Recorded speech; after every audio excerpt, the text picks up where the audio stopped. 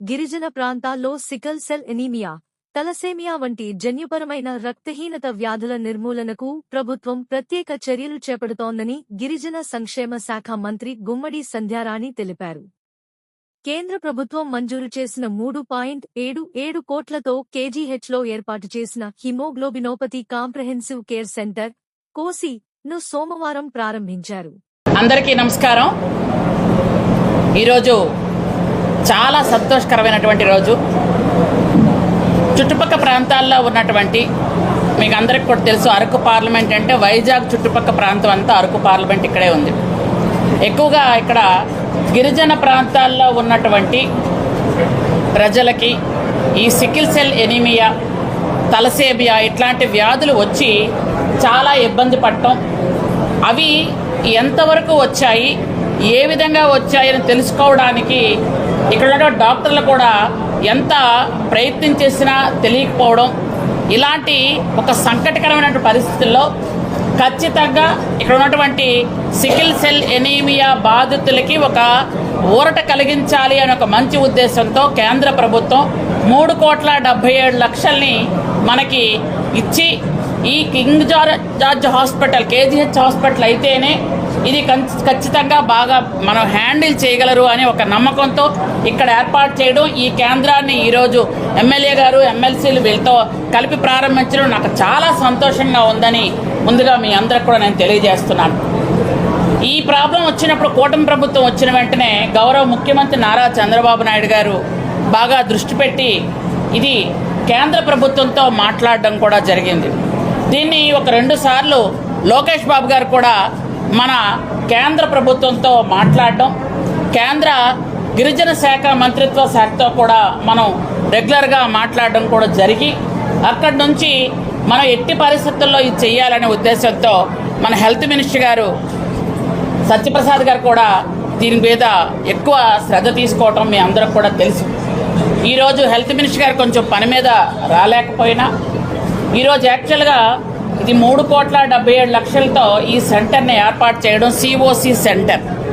యాక్చువల్గా హిమోగ్లోబినోపతి అని ఇది మనం ఏర్పాటు చేయటం వల్ల ఎవరైతే బిడ్డలు రక్తహీనతతో బాధపడుతున్నారో వాళ్ళకి వెంటనే మనం రక్తం ఎక్కించడానికి, ఈ సికిల్ సెల్ ఎనీమియాతో బాధపడిన పిల్లలు అంటే వాళ్ళకి ఆల్రెడీ జెనెటిక్తో వచ్చినటువంటి జన్యు సంబంధమైనటువంటి వ్యాధిది, ఇది అంటురోగం కాదు. కాబట్టి తల్లికో తండ్రికో ఈ వ్యాధి ఉండడం వల్ల ఆ పిల్లలకు రావడం, ఆ పిల్లలు చెప్పలేని పరిస్థితిలో తలనొప్పనో జ్వరమనో లేకపోతే బాడీ పెయిన్స్ అనో బాధపడి కొన్ని రోజుల పాటు మామూలుగా మెడికేషన్ తీసుకోవటం, అది కొంచెం ఎక్కువైన తర్వాత అది మనకి యాక్చువల్గా ఎర్ర రక్త కణాలు రౌండ్గా ఉంటాయి, మీ అందరికీ తెలుసు.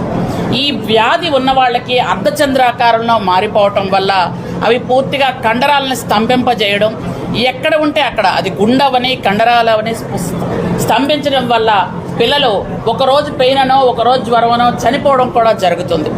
అలా చనిపోవడం వల్ల పిల్లలు ఎందుకు చనిపోయారో కూడా తెలియని పరిస్థితిలో ఆ తల్లిదండ్రులు చాలా బాధపడడం జరుగుతుంది. ఇలాంటి గర్భ శోకం ఉండకూడదనే ఉద్దేశంతో గిరిజన బిడ్డలకి, ఎందుకంటే గిరిజనులకే ఈ వ్యాధి ఎక్కువగా ఉండటం, ఈ ఏరియాలో ఉన్నటువంటి దాదాపు మన ఆంధ్రప్రదేశ్లో 40 లక్షల మంది గిరిజనులు ఉన్నారు.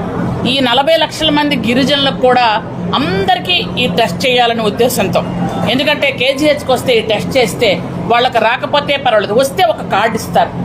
ఆ కార్డు పట్టుకొని వాళ్ళు వస్తే వాళ్ళకి మందులు ఇవ్వటం కానీ, లేదా రేపు పెళ్ళిళ్ళ సమయంలో కూడా ఈ వ్యాధి ఉంది అని అవతల వాళ్ళకి చెప్పడానికి, లేదా ఈ వ్యాధి ఉన్న వాళ్ళతో మ్యారేజ్ చేయటం, లేదనుకుంటే మీకు ఇప్పుడు ఇంతకు ముందే చెప్పారు సూపరింటెండెంట్ గారు, యాక్చువల్గా జస్ట్ న్యూ బోర్న్ బేబీస్ ఎవరైతే ఉంటారో 24 గంటల తర్వాత వాళ్ళకి బ్లడ్ టెస్ట్ చేయటం అనేది మన సౌత్ ఇండియాలో ఎక్కడ లేదు. ఫస్ట్ మనమే ఇక్కడ తీసుకొచ్చి పెట్టాం, సౌత్ ఇండియా మొత్తం మీద ఎక్కడ లేదు. అంటే మన ఆంధ్రప్రదేశ్లో మనం ఈరోజు ఎంత అభివృద్ధి పదంలోకి వెళ్తున్నామనేది మీరు ఒక్కసారి ఆలోచించాలి. ఎందుకంటే గౌరవ ప్రధానమంత్రి వర్యులు, గౌరవ ముఖ్యమంత్రి వర్యులు, గౌరవ హెల్త్ మినిస్టర్ గారు అందరూ కూడా సహకారంతో ఈ కార్యక్రమం మనం ఏర్పాటు చేసుకోవడం జరుగుతుంది. ముఖ్యంగా ఎందుకంటే ఈ చుట్టుపక్కల ఉన్నటువంటి గిరిజనులందరికీ కూడా ఇంతకు పూర్వం మీకు తెలుసు, ఈ చుట్టుపక్కల ఉన్న గిరిజనులు వస్తే వాళ్ళని కనీసం ఆదరించే నాదులు ఉండేవాళ్ళు కాదు. ఈరోజు మనం ఒక గిరిజన సెల్ అని ఒకటి పెట్టాం. ఎస్టీ సెల్ పెడితే అక్కడ 2 డాక్టర్స్ని పెడుతున్నాం. ఆ డాక్టర్లు ఏంటంటే వచ్చిన వెంటనే వాళ్ళు అక్కడికి వెళ్ళి అడిగితే వెంటనే వాళ్ళు ఏ డిపార్ట్మెంట్కి వెళ్ళాలి, వాళ్ళకి ఏ రకమైనటువంటి వ్యాధి ఉంది, ఎటువైపు వెళ్ళాలి. ఎందుకంటే ఈ హాస్పిటల్ ఎంత పెద్దదో మీ అందరికి కూడా తెలుసు. మనమే ఒకవైపు వెళ్తే ఇంకొక వైపు వెళ్ళడానికి మనమే కన్ఫ్యూజ్ అవుతాం. కాబట్టి వాళ్ళు కన్ఫ్యూజ్ అవ్వకుండా హాస్పిటల్ రూట్ కూడా చూపించి వాళ్ళకి సరైనటువంటి వైద్యం అందే విధంగా ఒక ఏర్పాటు చేయడం జరిగింది, ఒక ఎస్టీ సెల్. దాన్ని మనం ఐటీడీఏ ద్వారా మానిటరింగ్ చేసుకుంటూ వాళ్ళకి అవసరమైనటువంటి మందులు కానీ అన్నీ కూడా ఇక్కడ హాస్పిటల్లో ఇస్తున్నారు. హాస్పిటల్లో ఇవ్వలేనివి ఏవైనా, ఇక్కడ మనకి అందుబాటులో లేనివి ఏవైనా ఉంటే ఐటీడీ ద్వారా వాళ్ళకి ఇప్పించడం, ఇంకా ఎక్కడైనా ఏదైనా ఇబ్బంది ఉంటే వాళ్ళు బయట మందులకి మేము డబ్బులు ఖర్చు పెట్టుకున్నాము అంటే వాళ్ళకి ముఖ్యమంత్రి సహాయ నిధి కూడా డబ్బులు మనం ఇవ్వడం కూడా జరుగుతుంది. ఎందుకంటే ఇక్కడ మా గిరిజన ప్రజలకి ఇబ్బంది రాకూడదు అనే ఉద్దేశంతో.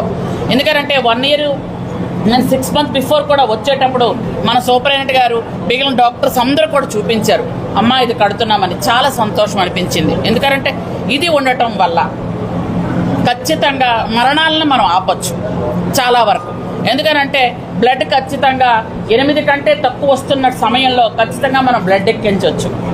లేదా ఈ వ్యాధితో ఎక్కువగా బాధపడుతున్న వాళ్ళకి వాళ్ళ బాడీలో ఉన్నటువంటి బ్లడ్ కొంత తొలగించి వ్యాధితో సోకినటువంటి రక్తం తీసి మళ్ళీ వాళ్ళకి ఫ్రెష్గా బ్లడ్ ఎక్కిస్తే వాళ్ళ బాధ కొంచెం తగ్గుతుంది, వాళ్ళు కూడా సేవ్ అవుతారు. ఈ విధంగా మనం చేసుకుంటున్నాం.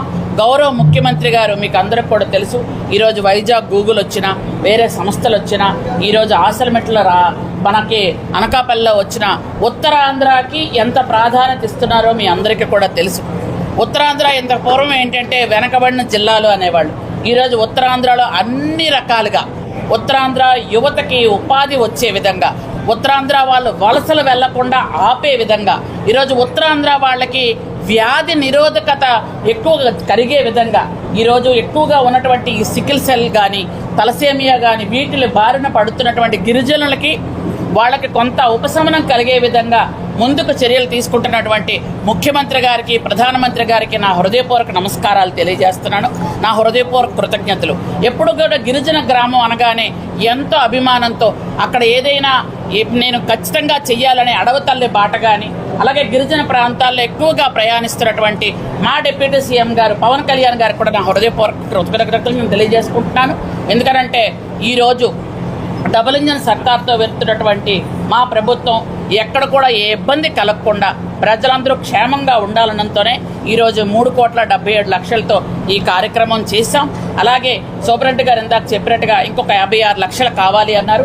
ఖచ్చితంగా మా 56 లక్షలు కూడా మీ శాంక్షన్ అయ్యే విధంగా చర్యలు తీసుకుంటామని మరొకసారి మీ అందరికీ తెలియజేసుకుంటూ, ఈరోజు మన వైజాగ్ చుట్టుపక్కల ప్రాంతాల్లో అంటే ఇక్కడ పాలకొండ నుంచి అక్కడ రంపచోడవరం వరకు, పోలవరం వరకు ఎవరైతే గిరిజనులు ఉన్నారో అందరూ కూడా ఇక్కడికి వచ్చి చెక్ చేసుకొని వాళ్ళకి అంటే వ్యాధి ఉందా లేదా అనేది మనం ఖచ్చితంగా మనిషిని చూసి చెప్పలేం. ఖచ్చితంగా చెక్ చేసుకోవాల్సిందే, బ్లడ్ టెస్ట్ చేయాల్సిందే.